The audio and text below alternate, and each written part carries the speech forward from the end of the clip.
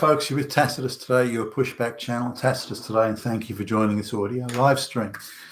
In this essay, I'd like to talk about the changing or the use of hate speech laws, or what they call hate speech laws, to silence any dissent or disagreement or even questions about mass black and brown migration to the West and all the other things that go with it, like replacing white characters with black and brown characters in dramas and novels and historical settings and so on, which is rampant and going full steam ahead, funded by the globalists and pushed by the globalists and demanded by the globalists of what are now all the puppet governments of the Western world.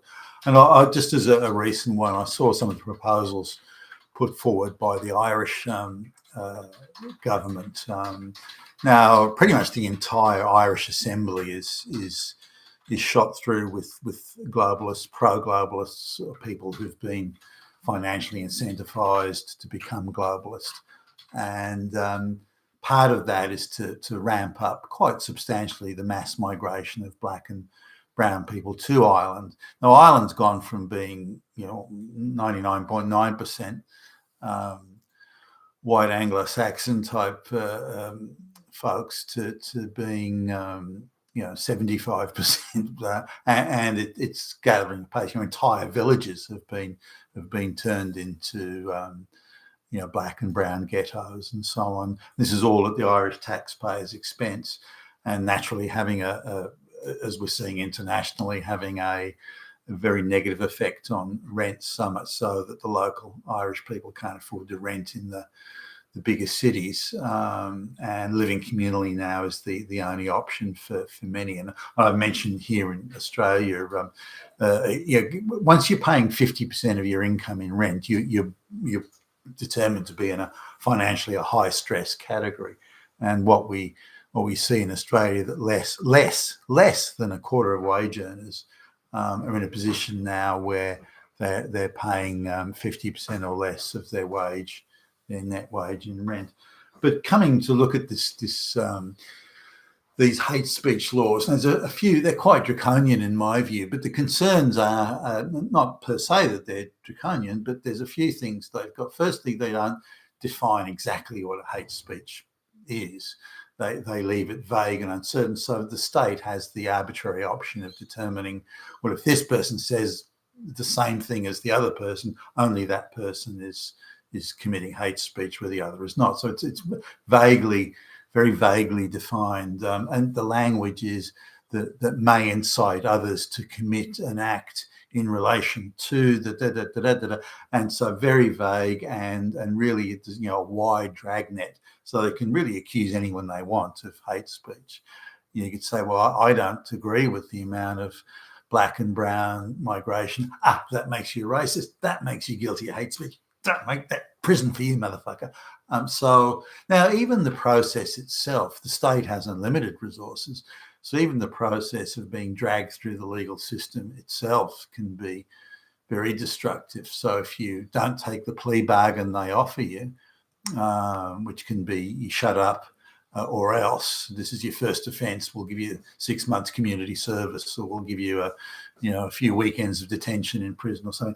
Now, if you don't take that plea bargain, decide to fight it in court, then they'll try and ruin you financially. So they'll drag you through a very drawn out system of hearings and directions hearings and all sorts of things, and demanding that you file documents, and they'll make it, you have to do it at inconvenient times.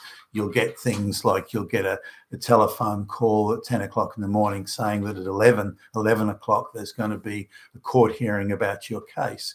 Now you've got an hour to get to the court, and if you don't make it, you'll find that at 11 o'clock exactly the matter is heard by the court. If you do somehow scramble out the door or from wherever you are to get to the court in time, then you'll get there to be advised by a smirking clerk of courts, it's been deferred until tomorrow. So they can harass you in all sorts of different ways through the legal system, deferring cases, quickly hearing them so you don't have time to get there, letting you know only at the last minute that there's going to be a hearing on. The judge or the judicial officer can demand that you have to file certain documents in a certain time. And well, we sent you the letter. It's your fault if you didn't respond, when no letter was ever sent, and you demand proof a letter was sent, but there's nothing, So they can dance you around the legal, and do by the way, dance you around the legal system, so they can destroy you financially. And also, this sort of thing breaks your for many people at least, it breaks your spirit, because they're fucking with you. They're getting away with it. They can invent the rules and make them up as they go along. They know that they can treat you like shit, and they're doing it. And there's nothing, you can't go to any MP, you can't go to another court. There's no body you can go to complain and point out what they're doing. There's nowhere you can go. And that's one of the process, the legal process they put you through, or pretend legal process. It's not. They put you through. They can also decide, looking at this legislation or proposed legislation. I don't think it's been passed.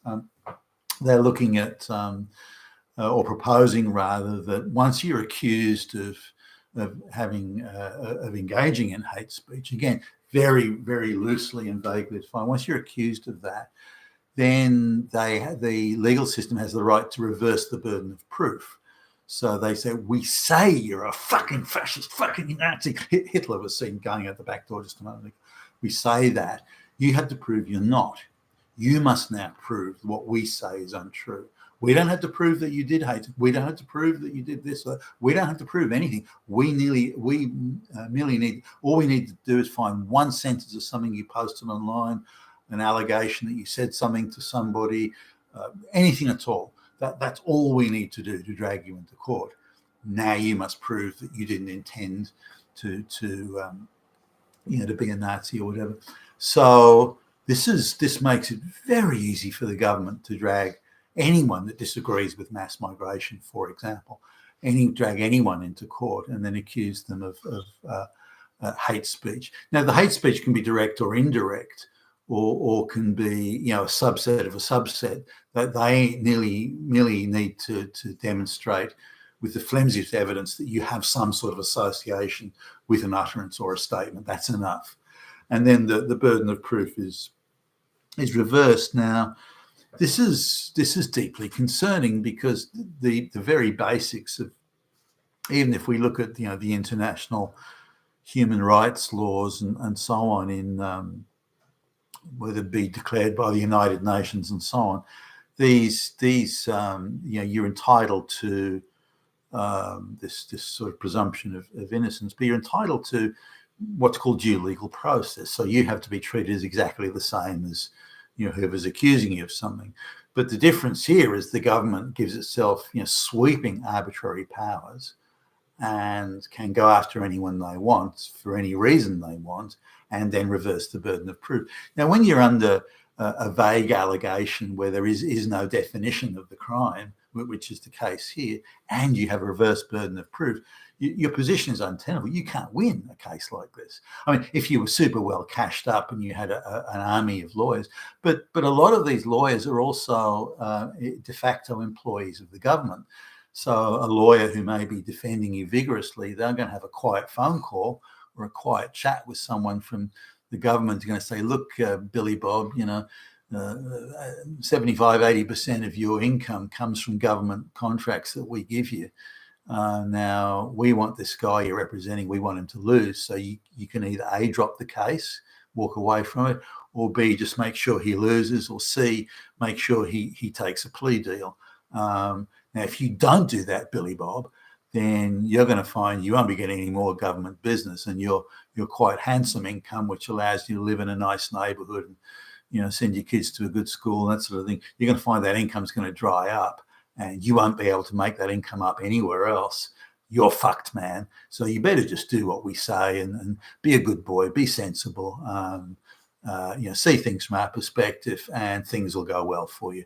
So you take it. So there's very few lawyers that have, there's very few lawyers that that have an independent income, if you will, they are all increasingly so heavily reliant on government work or work that's generated by government action.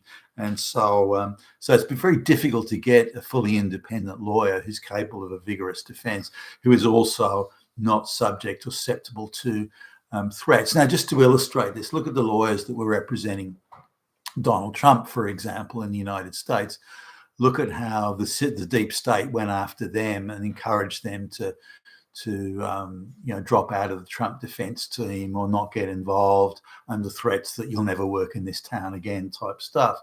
And this is what happens. And it happens, not simply in this sort of thing. You see it happening in, divorce courts and all sorts of, rape courts. Any ideological law, this is how the deep state wins. They don't win by you committing a crime and then proving it in a court.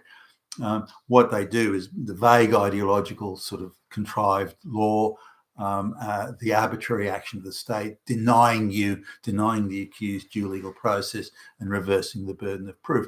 So in essence, this is the concern I have about or any proposal like this, but the Irish proposal is that the reversing of the burden, the arbitrary, vaguely defined law, the reversal of the burden of proof, and then denial of due legal process. Those three, which guarantees them the ability to convict anyone they want. They may do a couple of show trials where the person gets off and, you see, the legal system's working. Look at that person. They'll have a few show trials to try and pretend or indicate, and the show trial stuff will be widely reported in the media. Look, the guy got off. Hey, justice works. But if you look at the amount of activist judges and so on as well, they can convict anyone they want at any time. And as well as getting conviction, they can destroy you financially if they want. And, people that are destroyed financially, their life tends to spin out of control in other ways. They get divorced or something, or their family won't talk to them. So, there's all sorts of other consequences of this. Now, the bigger issue of concern here, certainly from my perspective, is that there are many, many safeguards that are built into the Constitution, built into the law, built into the political process, built into the legal process. There are all sorts of legal organisations that are there to watchdog anything like this at all, and to stop it, and to make sure that the media is reporting on the outrageous things that the government's proposing or is doing. Now, not one of those safeguards, not one of those safeguards, whether in Ireland or elsewhere, by the way, not one of those safeguards is operating. There's no pushback. Everyone is just waving this through and going, yeah, great idea. Let's get because you're not just arbitrarily accusing innocent people of crimes. You're not denying them due legal process. You're not reversing the burden of proof in order for the deep state to get it. You're not doing that. You're fighting Nazis, fucking fascist, fucking Nazis. That's what you say. Really, you're doing good. You're doing good by doing these evil things. So this is where evil becomes good. Don't you understand anything, you fucking fascist? So this is the concern, that one of these safeguards is operating. The globalists have successfully removed every safeguard that over thousands or many hundreds, if not 1,000 years, the Western societies have built up, safeguards against tyranny and oppression and so on. They've managed to neutralise all of these safeguards, so they can now introduce insane, incredible laws such as this one in Ireland, and get away with it with barely a murmur in response. You've been with Tacitus today, your Pushback channel, and thank you for listening.